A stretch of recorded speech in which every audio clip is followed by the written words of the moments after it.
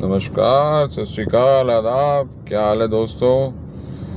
सुखप्रीत सिंह सवरवाल, सुखी the foodie, सुखी के ट्रैवल, तीनों चैनल मेरे हैं, बताते रहता हूँ। तीनों आप देखते हैं, बहुत खुशी होती है कि आप उसको सब्सक्राइब भी कर रहे हैं और व्यूज़ भी दे रहे हैं। बट ऑब्वियसली और हम चाहते हैं कि और आप व्यूज़ दें। अभी ज़्यादा लंबा टाइम नहीं हुआ, बट फिर भी आपका बहुत बहुत धन्यवाद हमेशा हमेशा रहेगा।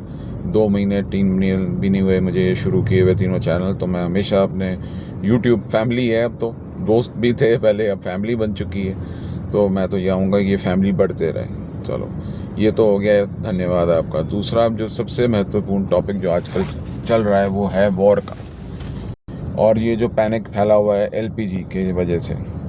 हर दुकान पे, यानी कि जो जहाँ पे गैस एजेंसीज हैं, सब पे पूरी ये लाइनें लगी हुई हैं।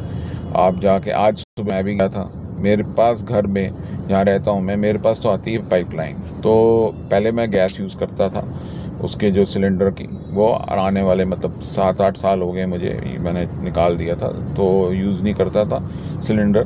तो अब पाइपलाइन ही आती है इंद्रप्रस्थ की, आईपी गैस की जिसकी है, तो वो काफ़ी साल से कर रहा हूँ, प्रॉब्लम नहीं आती। वो तो बिल दे देते हैं हर महीने। अब क्या है कि मैंने फिर जाके कनेक्शन एक नया ली है इंडियन में, यानी कि इंडियन ऑयल गैस में। तो अब लेट्स सी 3 दिन 4 दिन जो भी है, नया कनेक्शन देंगे, गैस आ जाएगी।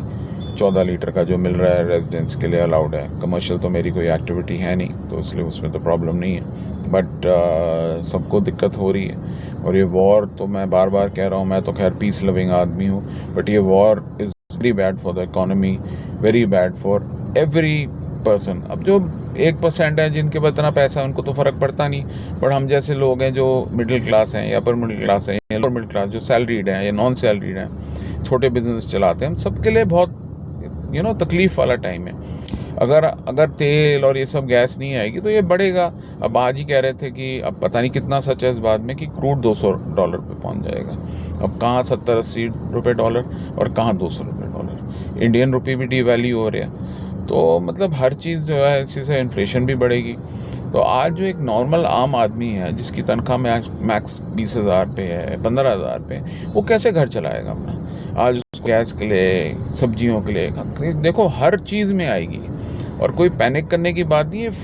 फैक्ट में जो असलियत है, वैसे ही बंदा देखो, कभी जब बढ़ता है तो बंदा अकोमोडेट करने की कोशिश करता है, चलो मैं कर लूँ इसको, मैं किसी तरह मतलब मैनेज कर लूँ, अपना पेट काट लूँ और वो कर लूँ। अब आज आपको एक फ्रेश इंसिडेंट बताता हूँ। मैं आज जब दुकान पे था, हमारी वहाँ पे दुकान पे भी चाय बनती है, बट पीछे से भी 1-2 भैया हैं जो रेडी पे लगाते हैं, बड़े साल से लगाते हैं, तो उनसे हम रेगुलर चाय पीते हैं या कभी मट्ठी खा लेते हैं। वो है, तो आज परसों तक चाय 10 रुपये की थी, आज चाय 20 रुपये की होगी।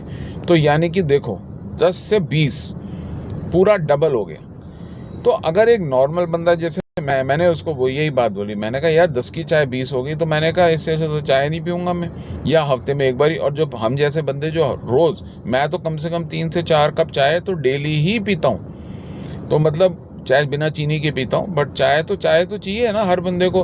हमारे हिंदुस्तानियों में कॉफ़ी से ज़्यादा तो हमारी चाय का कल्चर है।